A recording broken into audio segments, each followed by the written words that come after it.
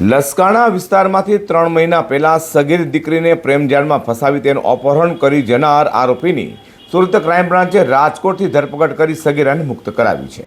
આજકાલ સગીરાઓને પ્રેમજાળમાં ફસાવી તેનું અપહરણ કરી લઈ જવાના કિસ્સા વધી રહ્યા છે।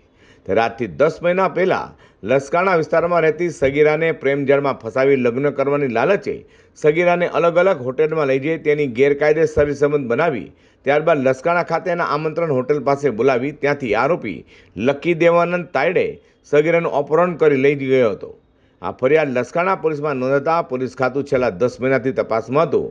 તે દરમિયાન સુરત ક્રાઇમ બ્રાન્ચને માણસોને માહિતી મળી હતી કે સગીરાનું અપહરણ કરી જનારો આરોપી રાજકોટ જીઆઈડીસી મેટ્રોડાની ક્રિસ્ટલ કંપનીમાં નોકરી કરે છે।